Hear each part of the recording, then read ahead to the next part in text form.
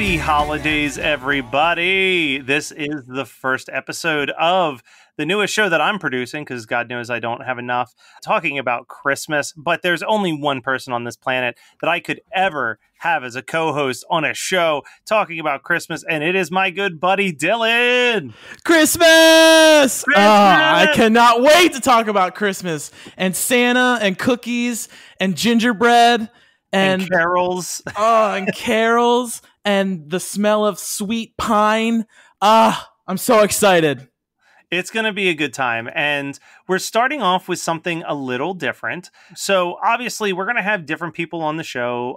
Every once in a while we'll do episodes that are just Dylan and I, but we will have guests coming on talking about their favorite Christmas specials or favorite Christmas memories, or maybe we'll even have an interview with Santa Claus or anything that you can think of. But last year I had my wisdom teeth pulled, and when it came time for me to finally get my wisdom teeth out, they said, when do you want to do this? And I said, I want sometime in December, because while I'm forced to lay on a couch for 3 to 5 days, I want to watch as many Christmas specials as I can. So I literally had stacks of DVDs, and I was bouncing between the stuff that I owned and like the stuff that was streaming on Netflix that I had just never gotten around to.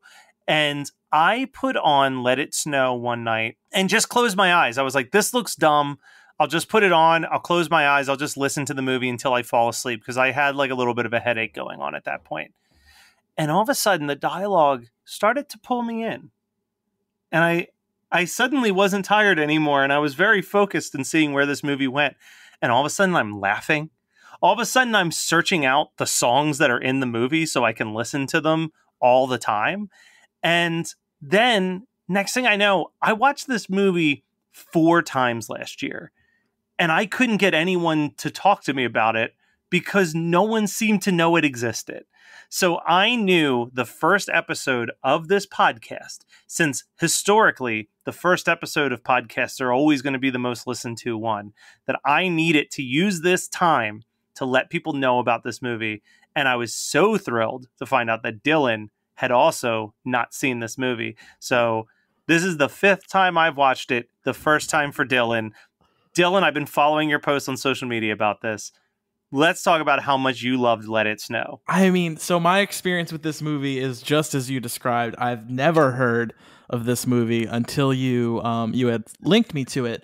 And my thought was this movie apparently came out last year, 2019, and I wasn't even sure that Netflix had even promoted it, because I had, again, never heard of this movie, never seen it in my life. Honestly, you sent me the link to it, and I'm looking at the poster, and I'm like, this is gonna be bad. I'm like, does Matt like this ironically, or how is this gonna go? Because I mean, you host the Horror Movie Night podcast. I'm huge into horror. I work with Monster Mania and such.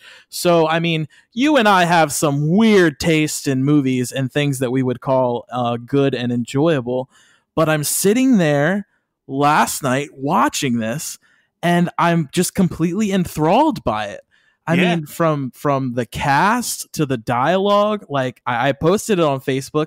This cheesy teen ensemble nonsense is 100%, sorry for lack of a better term, my shit.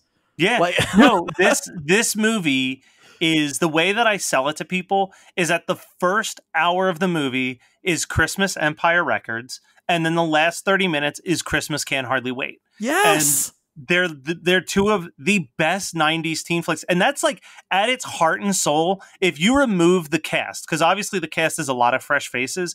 If you had just shown me this movie and said that it was some forgotten 90s Christmas gem, I would have believed you, because the pacing, the music, everything about it is so distinctly timeless.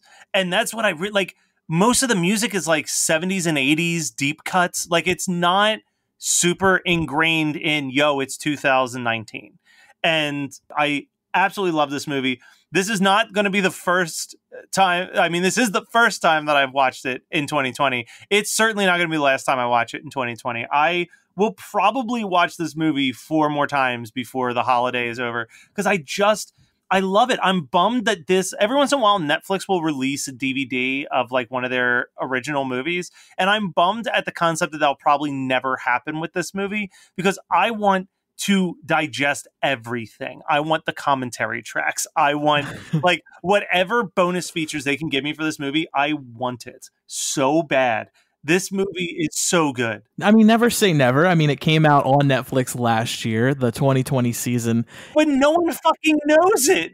I know, but okay. But I went to our local Walmart and I'm looking at the DVD selection, and it's just filled with Netflix originals and Shudder originals that I had no idea existed, that look absolutely terrible. So, I mean, I'm not counting this out for a DVD release. I've seen worse movies get a physical release. Now, I will say, I can't guarantee you're going to get a DVD or Blu-ray chock full of extras. Well, and apparently this is based on a young adult novel, and I've seen the young adult novel at Walmart before, so I think this year I am going to purchase that book and also read it. Dude, inject that directly into my veins. Like, yeah, I want that so bad. There's not a bad thing about this movie. Like, having watched as many times as I have, it is, if you are someone who loves teen flicks, like, this is the ultimate Christmas teen flick. So I want to talk to you about your favorite moments, or at least let's break down the different characters, because we're following like 7 to 8 characters throughout the entire movie, but they're all like their own separate storylines.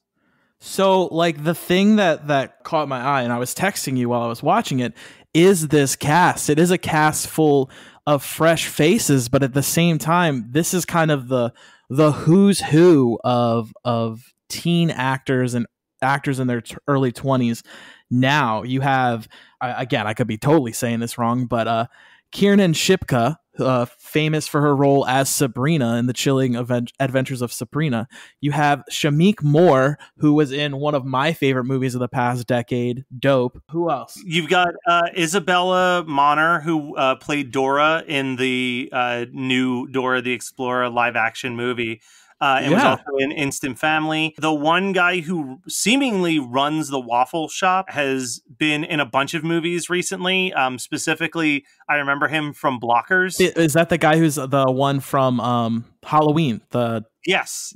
Miles Robbins. Yeah, he popped up. I was like, and he pops up like 45 minutes into the movie. And I'm like, what in the world is happening? They literally like just ran the gauntlet. And we haven't even mentioned Jacob Batalon, Ned from the new Spider-Man flicks. He crushes it in this movie. And then you've got, some of the, like, I won't say bigger names, but the older cast members with, Joan Cusack being the voice that kind of connects all the stories together.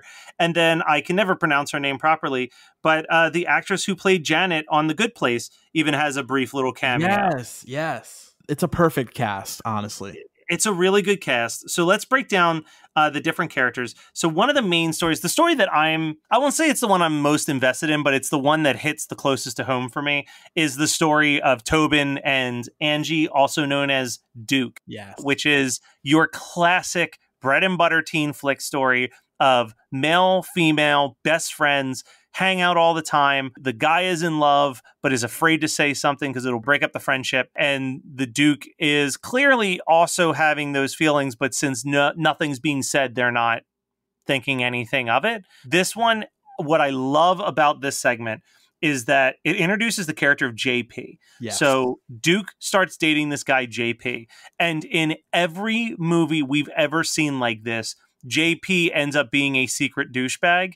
And this movie doesn't do that. JP's like one of the best people in this entire movie. He's so nice. One of my favorite lines is they're in a car, like a chase, like a car chase, and they keep saying, like, they keep calling the car a bitch, and all of a sudden he's in the backseat and he goes, I know you're talking about a car, but I'm also a feminist. It killed me. Oh my God, so good.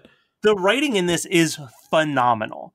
Like, it is so funny. It's so smart. It's so wacky. The all-inclusive Christmas pageant that happens in the middle of the movie is one of the funniest things I've ever seen in a Christmas movie.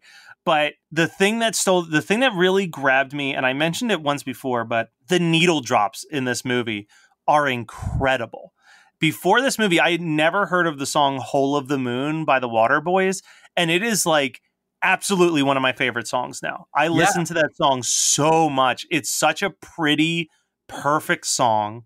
And then like a song that I thought only I knew, but Christmas TV by Slow Club pops up at one point. Yes. And I was like, holy shit. Like, I was like, this soundtrack is amazing. Well, one of my favorite moments. I can't remember the moment it happens exactly, but there's a song cuts on, and I'm like, wow, this is a Cure song I've never heard.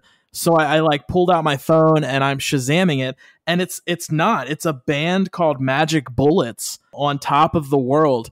And I was like, oh my God, like my mind was kind of blown because as you were saying, most of the songs on the soundtrack, they're coming from the 70s, 80s, but even the ones that aren't, they still have that particular style to it. It's a perfect blend. I have a question, and I feel like it's a question that's going to come up a lot on this show. All right. Did you cry? So I won't say I full-blown cried, but I will say the moment that Stuart is talking to Julie, he's in her bedroom talking to her and explaining to her that he took a step out of his life because Stuart, for those of you who've never seen it, is this famous singer that everyone recognizes in this town, and he's ended up in this town because of a huge snowstorm. And the way that he's just explaining, like he stepped out of his life, he experienced her life, and you can tell like there's just a genuine love that he is actually feeling for Julie. Like that moment, I had such tears in my eyes.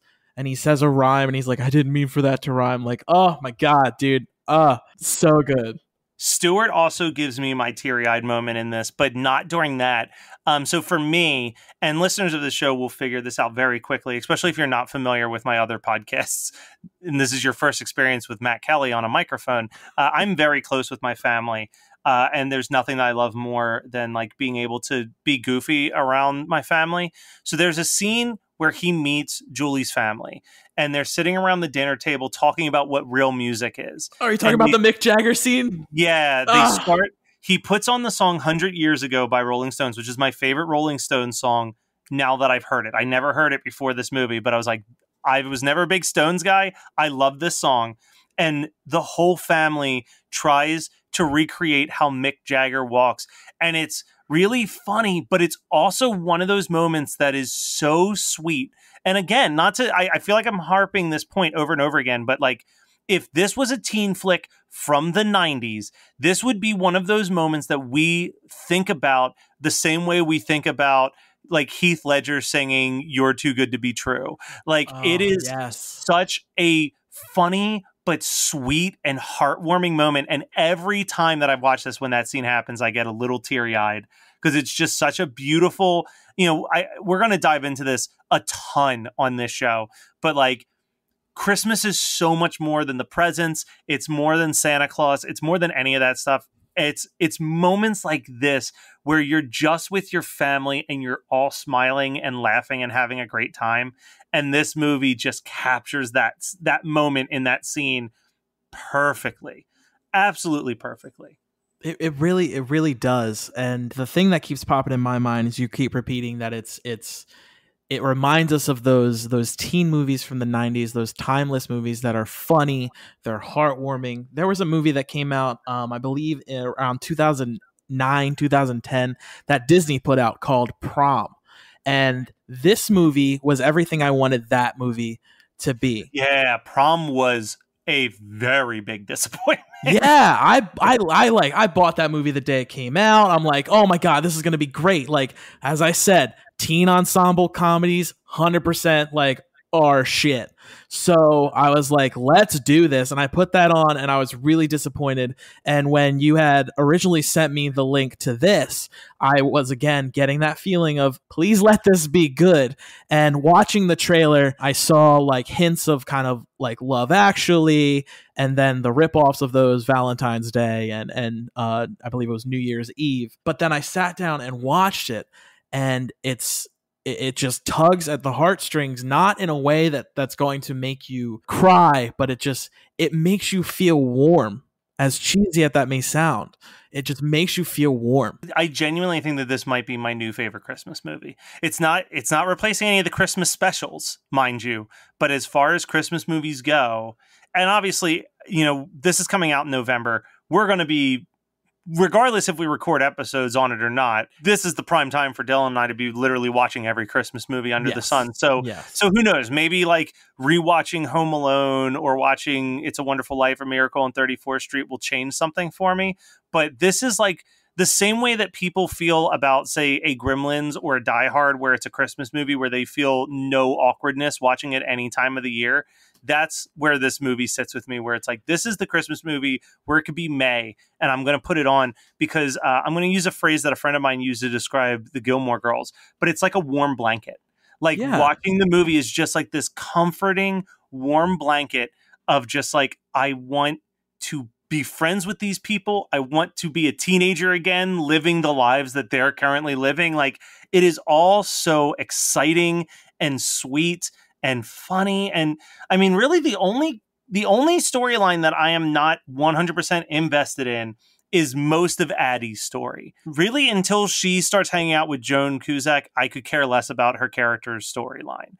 And it takes them like a good 45 minutes to like pair those two up. Yeah, and I can get that. But before we get into that, I kind of want to take it back to what you were saying about this movie being the equivalent to you like a Gremlins or a Die Hard.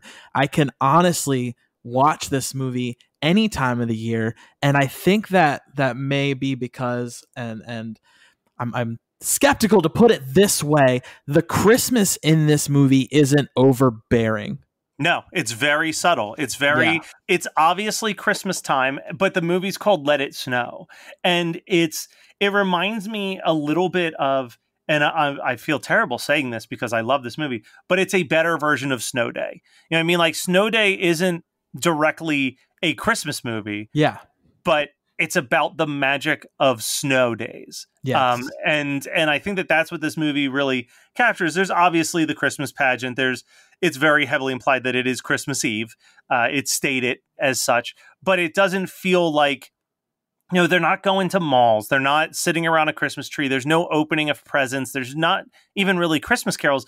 Like the songs that we've named, go and listen to Whole of the Moon or 100 Years or even the song Christmas TV. They're not Christmassy songs. No, not at all. It's really, and this is where I said earlier, it turns into Can't Hardly Wait. It's really just a movie about people trying to get to a Christmas party. And that's the most Christmassy aspect of it. And I love like that whole storyline of, I just blanked on his character's name in this, but Ned, the guy in the chair from Spider-Man. Hold on. Give me 1 second. I'll tell you what his name is. His name is DJ K Star Pal Money. It's his name. But like his whole storyline of he's trying to throw this big party to impress a DJ. And I love the line where him and his friends have the beer and the parents come home and he quickly throws the beer back at his friend and says, "Don't tempt me with that. I won't drink until I graduate college with honors." They have this idea of, we're going to throw the biggest Christmas rager in the Waffle House. And I want to go to this Waffle House Christmas party so bad. A Waffle House Christmas party is something that definitely needs to be on our bucket list, whether we rent out a Waffle House or something. Hey, if this show picks up, we'll make that promise. Episode number 1. If this show picks up where we can do live episodes, our first live episode will be at a Waffle House. Yes, 100%. Which is great because I think you only need about 40 people to fill a Waffle House. So oh my gosh. I'll invite my entire family. We'll be good to go. It could be a good deal for the Waffle House because most of them seem abandoned when I drive by them. But I mean, the Waffle House is where you get that Empire Records vibe. Yes. They refer to it as the Awful House. It becomes its own setting. There's even a sequence on the roof of the Waffle House that is very reminiscent of Empire Records. The fixing of the sign. Yeah, the fixing of the sign. Dude, I don't care if it's Empire Records or Let It Snow. There's also a part of my heart that like misses a beat when like the light comes on and you're just like, yes. Oh, it's back. Oh, they're back up and running. Just like even just the discovery of that W is so fun. Like they just walk into a closet and it's just up on this top shelf, hidden away, and someone just stumbles upon it. One of my favorite lines when they get up there, and we're jumping around at this point, this is actually like the very end, but one of my favorite lines is when they look at Angie and Tobin and just go, can we borrow some of that electric for a moment for the sign? Oh my god. Dude, Billy, Miles Rubens, we were talking about him from Blockers and Halloween. Yeah. I feel like that's how he is in real life, because every movie I've seen, he's played like the weird philosophical stoner kid almost. Yeah, I want to hang out with him. Yeah, he has a line where our DJ friend shows up and says that the universe is up against him. And he says, the universe has no plan for you. The universe is an infinite hug. And I was like, I love that. And I feel like that is, one of the things that's great about doing this podcast is right now we're recording while we're still in the thick of a pandemic. Everybody on top of that pandemic has their own shit that's going on in their lives. And it's a real struggle to be optimistic and smile a lot of the time. But man, when someone tells you that the universe is just one infinite hug for you, it is hard to not take that for a second and be like, it is. It really is, isn't it? It is. Like it tells you, you know what, you can't control the things around you. You can only control the way you are and who you are as a person. And I think that embodies the spirit of the holidays in general. Yeah. So when I first saw this movie, I posted about it. I was doing a thing on my Instagram story where I was literally posting a review for every Christmas movie I watched that entire month and a half. And when I posted about watching Let It Snow, my friend Ashley, who I guarantee will be on this show at one point or another, messaged me and said, my friend is in that movie. And I said, oh, who? And she went to acting school with the actors who play the two twins in the movie. Ah, the ripoff Bash Brothers. Yeah. So rewatching it this time, I was paying extra close attention to those two guys, and they are so fucking funny. Yes. Yes. I don't want ripoff Bash Brothers to be like any negative thing, but as soon as I saw them, I was like, the Bash Brothers, especially because like the first scene they're playing broomball on ice. So that was the first thing that popped into my head. They also have a little bit of I don't know why I just forgot the one character's name, but Ice and the other character in Hocus Pocus. We don't talk about Hocus Pocus around me, my friend. Oh, that's right. You are not a Hocus Pocus fan. I am not firmly against Hocus Pocus. I just don't believe that Hocus Pocus needs to be played 24 hours a day on Halloween. There are so many great Halloween films out there. This is my one shot on this podcast to shout out Paranorman. Make sure you go check out Paranorman, as it's probably better than any Halloween movie you're going to watch this season. But back to Christmas, back to the season at hand. But back to Christmas. With the twins, there's a scene at the very end, and this is what I like about this movie. I talked about how JP kind of goes against your expectations in the movie, where he never shows his hand as a douchebag. He's just a literally genuine sweet guy. Any other movie like this, there would be some reveal that he's actually like this really trashy, douchey guy. With the twins, it feels like it's building up to this big fight where Tobin's going to prove himself. And instead what happens is Tobin shows up to fight and goes through this insane speech. And one of the lines in the speech is, "Fear raccoons? Nuh-uh, not anymore. I went to a therapist 3 months later, got over it." And he goes on this crazy rant. And then there's this moment where it's looking at the twins and they're just like, who is this guy? He's going about raccoons and shit. Get him a beer. Like, they just fall in love with this dude because he's insane. All of these characters are so weird and insane, but it is so endearing. Speaking about weird and insane, can we talk about Dory for a little bit?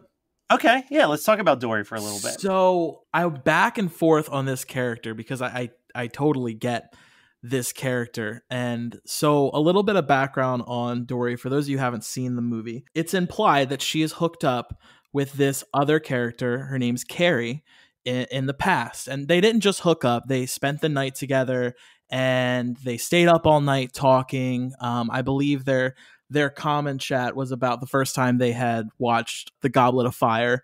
They're huge Harry Potter fans. And so we cut back to the Waffle House, and Carrie is part of this. Was it a dance troupe? I think they were cheerleaders. Okay, so they're coming in with this dance troupe, and Dory is stoked because it's implied that she hasn't seen her since that night. She's been thinking about her and everything else. And she approaches the entire group and is acting super strange and is devastated when the feeling is not reciprocated. And I think we're supposed, correct me if I'm wrong, I feel like we're supposed to be mad at Carrie for acting the way she did. But I feel like Dory didn't put Carrie in the best situation there. No, and I agree. First of all, let's talk about the first piece of this storyline, which is like, I feel like you and I, as long as I've known each other, we both are at our core pretty hopeless romantic. 100%. 100% hopeless romantic.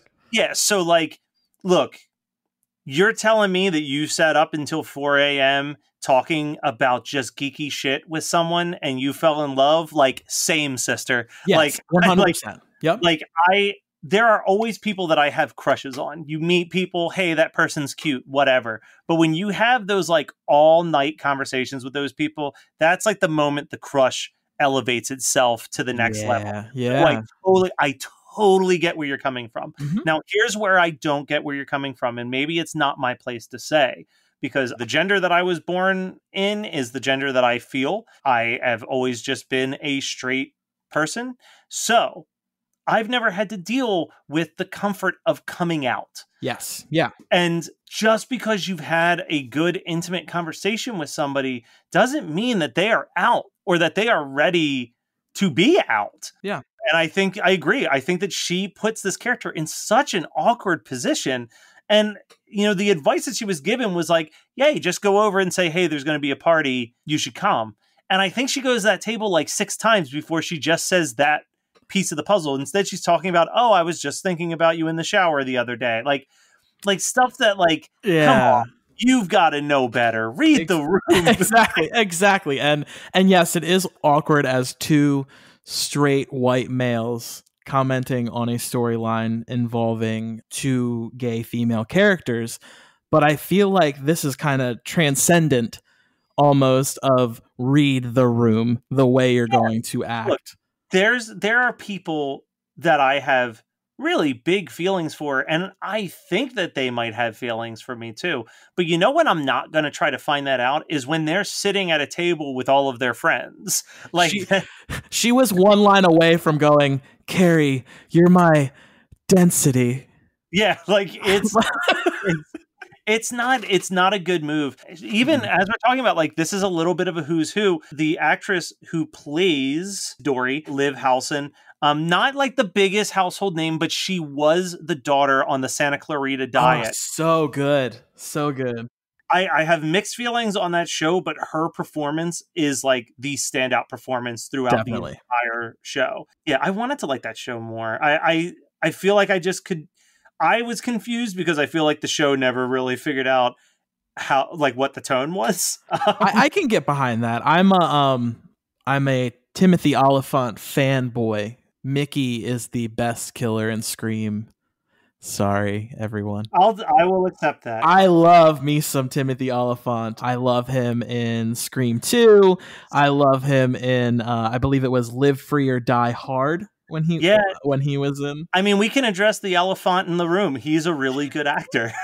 so good, so good. And I know we're off on a tangent, but Santa Clarita Diet, I liked it. First season for sure. I don't think I paid much attention after the first season, but I watched all 3 seasons in one weekend, and I feel like that may have been a mistake. Yeah, that's a lot for sure. But yeah, you know what? We're probably still on lockdown by the time this comes out. If you've exhausted all of the other things on your Netflix queue and you haven't watched it, throw it on. Why not? Santa Clarita Diet. Go ahead. I'll fit it in with my 20th Community rewatch. Exactly. Dude, I calculated how many seasons of TV I have left to watch between my Netflix queue, my Hulu queue, and my Amazon Prime and Disney Plus, and I still have 234 seasons of television that I have to get through. So you know what? Pandemic can keep going as far as I'm concerned. I want to clear it out.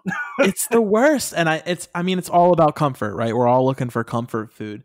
So as much as we want to watch these new things, I find myself just, let me rewatch this. Let me rewatch Community. It makes me feel good. Let me rewatch 30 Rock.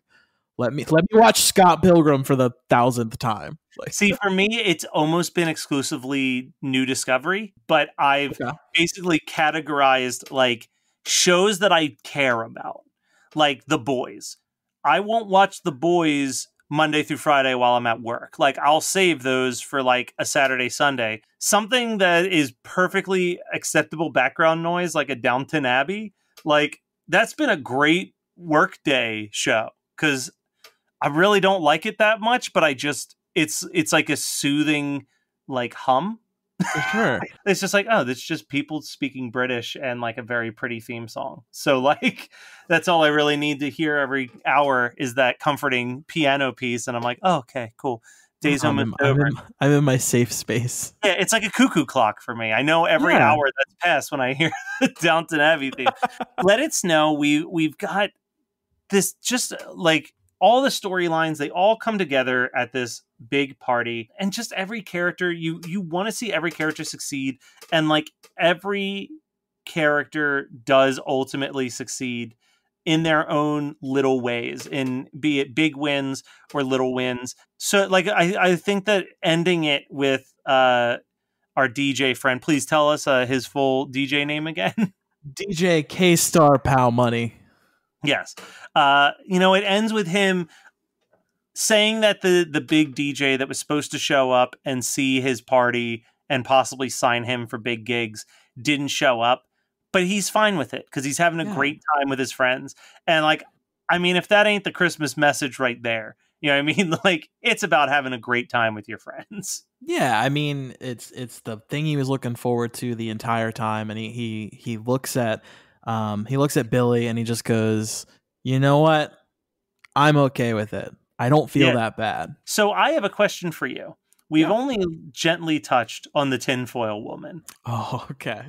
Joan Cusack, who drives around wearing tinfoil, and really a sweet character at her core. They definitely spend the first half of the movie making you think that she's some crazy conspiracy theorist, and maybe she is. She dresses in all tinfoil. How do you feel? This is like the thing that I bounce back and forth about them never explaining the tinfoil. So she is both, and you just touched on that, she is both one of my favorite characters and least favorite characters of this movie for that exact reason, as we keep going back to that joke of, why do you wear the tinfoil? Nope, don't. Yeah. So in my opinion, I'm like, okay, the writers just kind of wanted to put this chick in tinfoil, make her seem crazy, didn't actually have a good idea on why she is dressed in all that tinfoil. And not once was I like, ha ha ha ha. Yeah. They're not going to tell us. Like it was this run-on joke that just didn't work for me at all. I think why Addie's storyline is my least favorite storyline, because like from any, and this is obviously coming from two guys who haven't, written a successful screenplay, but yet we're going to get there, my friend. Well, but like to me, Addie's storylines like beyond the fact that she becomes comfortable with being single and like appreciating the friends that she has and all of that, her storyline should also end with her developing a friendship with the tinfoil lady, where the tinfoil lady feels comfortable telling her why she wears the tinfoil. And like, I would even be okay if we, the audience, don't know. But like, for how much it's been built up, it should have been like a lost in translation type thing at the very least, where she explains to Addie, okay, I'll tell you about the tinfoil. Because I feel like Addie's dropped so much of her stuff to get on tinfoil's level that like, there's never that full exchange back. And you know what? That would have been almost a joke that worked if she was like, you know what? I'll tell you. Credits or something like or cut back to the party and we never find out about it. Like they can have that bond. We don't have to find out about it, but someone should find out about it for sure. Someone should know. And I think that would be like the ultimate, honestly, I feel like it would be like the ultimate moment of trust too, is like, she has the secret. She keeps the secret with her at all times. She will not tell anyone about it, but in their time together, she's willing to like drop her guard for this one girl who's going through a really rough day and maybe not realizing how difficult she's been as a friend to other people, that like tinfoil woman offers this olive branch, or at least, I don't know, her actual name, because it seems crazy that I have to refer to her as tinfoil woman while discussing this. But I don't want to say too much more. I feel like we've done a good job of talking about all of the characters and all the moments without actually spoiling too much of where the storylines end up. But obviously, if you've seen any teen flick or any Christmas movie, you know who's going to end up with who and how the chips are going to fall. But watch this, guys. I'm telling you, I would love... I mean, this is egotistical to the nth degree because this is like the first episode of our show, so there's no metrics on anything. It's only going up from here, my friend. But I would love to find out that like Netflix is just like, I don't know what's happening, but everyone's watching Let It Snow suddenly this Christmas season. So we're making Let It Snow too. Yeah, we're gonna put out that DVD for that one guy with the podcast. Yeah, and Shout Factory is going to put it out, so it's going to be loaded with features. Yeah. Oh God, Shout Factory would. They wouldn't hurt me like this. That is Let It Snow. Highly recommended. Obviously, the next time it's just the two of us, I will be letting Dylan pick something for us to watch and discuss. So, Also, justice for Addie. I know we were just talking poorly on Addie. She's your least favorite part, and I'm sorry. I know we're trying to wrap this up, but I got to talk about Addie just for a minute. Go for it. I feel bad about Addie because I've been Addie. You know what I'm saying? Especially that person who's so invested in their relationship that they throw all their friends. See, I've never had the opportunity to be an Addie. but at the same time, I've also been that person. Like, why are you not responding to me? Like, you have your phone in your hand all the time when we're hanging out. Like, why are you not responding to me? What are you doing? And then to come to that realization that, oh, I've been right this entire time. Like, that sucks. So I identify with Addie, as terrible as a friend as she can be at times. I do identify with Addie as well. And again, I think this comes back to the JP thing that we're talking about, but there is something to be said about this movie where there are no real villains. No. Even the twins aren't really villains. They're just like dudes who don't realize that their idea of fun is detrimental to other people around them. Yeah. I mean, again, love this movie. We'll preach this movie to the ends of the earth. Dude, 100%. This movie ended, I was texting people and I'm like, hey, we need to watch this movie when it gets closer to Christmas. Just a heads up. And I'm excited for you to join me as one of those people that just cannot stop listening to Whole of the Moon. For sure. It is just such a, oh my God. And every version of it, be it like the song on the radio or just like them playing it on the pipe organ in the empty church, like every time that it comes up, it's great. That's what I want. You want the DVD? I want them to release a soundtrack of the songs, not like the actual songs, but the songs that were in the movie, like the songs that Stewart sang and them, Mitchell Hope and Kiernan Shipka doing the duet in the church. Like, that's what I want. Real quickly, God, there's so much to talk about still. But Tobin cutting his nipple, trying to shave his chest, and that just popping up, because that's the other thing. He's like, this guy's over here dressed all crazy, bleeding out his nipple and talking about raccoons and shit. I forgot all about the cutting of the nipple. It's such it's so funny, because it really is like, I think the reason why I keep going back to the 90s teen flick when I say the aesthetic is that the 90s teen flick had this really weird thing where the movies absolutely existed in some form of reality, but there was always this extra wacky aspect to all of them. Yes. And like, this movie has that, where it's like, it's kind of realistic, but ultimately it is just goofy enough that it breaks from reality, and you can enjoy the like reoccurring theme of the bleeding nipple, or the, you know, the awful house, or the DJ party in the Waffle House. Like, all of that stuff is like just like Italian chef kiss, like just perfect. And I can't imagine that these were like happy accidents at all in this movie as well. Like, the callbacks, we talk about them fixing the light, like that's a callback to Empire Records. If it's not, like, that, there's an issue there. There's a callback to, or maybe it's not, but High Fidelity in the beginning, when Tobin and the Duke are in the record store and Tobin's holding up the Marvin Gaye Let's Get It On record. Like, I mean, High Fidelity popped right in my head. I don't know why. There's just so many different callbacks that just popped in my head that if they weren't intentional, like, I don't care. I love it. It has to be, yeah, it would have to be like a subliminal mistake at that point. Yeah. Yeah, there's just so, like, I feel like I could literally watch this movie on a weekly basis. Like, this is one of those movies similar to, like, let's talk about this as our wrap up.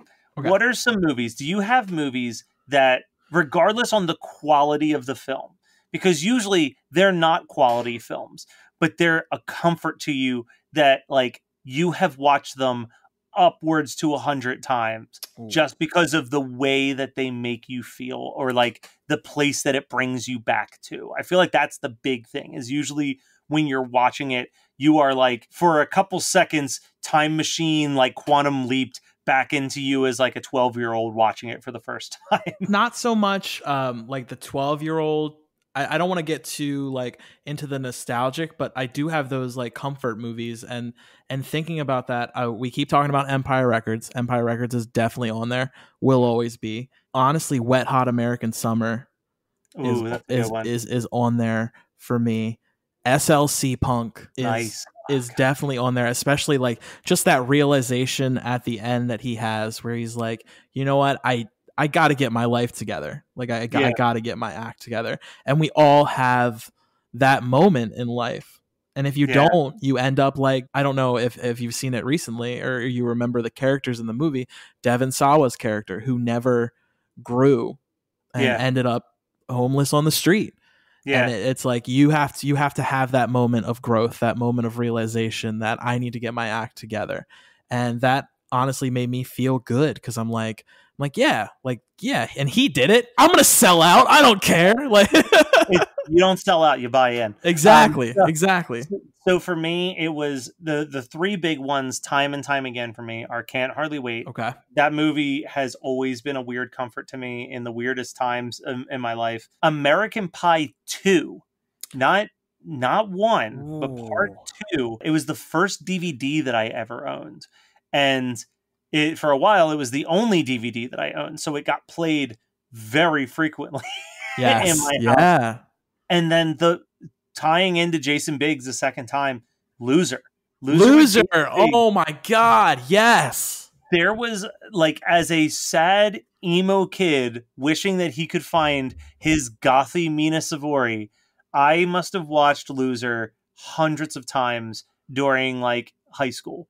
Just lonely Saturday nights, or like during summer vacation, just popping it on. And I'm sure the fact that it's a short movie, like it's maybe an 80-minute movie, was like a big factor as well, because it was like, oh, it's 10 o'clock, like I'm not super tired. Ooh, Loser's pretty short. And I would like put that on over and over and over again. That's like one of the, I mean, there's a lot of these because I was always a collector, but that's like one of those movies where it's like, I had it on VHS, I had it on DVD. If they put that thing out on Blu-ray, I'll probably buy that too. Like, it's one of those movies that I know is probably not actually a good movie, but it is a masterpiece, well, like, in my eyes. Yeah, and speaking on that, the way we view things different nowadays, like that movie I loved as a kid and as a teen. I loved Zach Orth, Thomas Sadowski, and Jimmy Simpson's characters, the raver roommates that now watching it now, I'm like, you guys are horrible people. So the craziest thing was when I realized that movie was a teen flick version of The Apartment. And I was like, oh my God, that's brilliant. Yeah. It is beat for beat the movie The Apartment, which is a Christmas movie and will be discussed at some point during our 365 episodes of Christmas 365. But you know what, Dylan? First episode down, I think this was a pretty good time. If people loved your opinions on Let It Snow and want to read more of your opinions, is there anywhere where they can go to do that? They can head to iconversusicon.com. Icon vs icon.com. You can also check us out on Instagram at icon versus spelled out icon, Twitter icon versus icon, or on Facebook icon versus icon.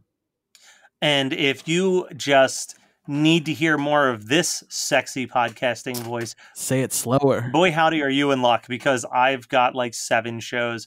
Horror Movie Night is the main show that I produce and host, but I also do this show. I do my favorite episode of, I do One Hit Thunder. I do the Roaring 20s podcast, sometimes on mic, but all of the time behind the scenes on the soundboard.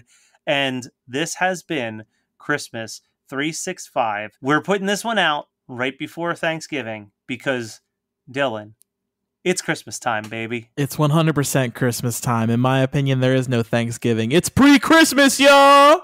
Woo! Whoa, oh, whoa, oh, now we won't stop till the big ball drops on New Year's. Happy holiday, have a great holiday, have a merry happy holiday.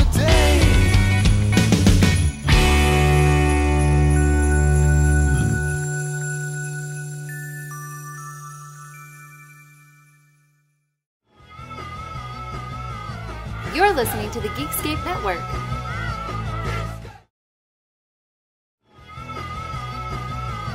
You're listening to the Geekscape Network.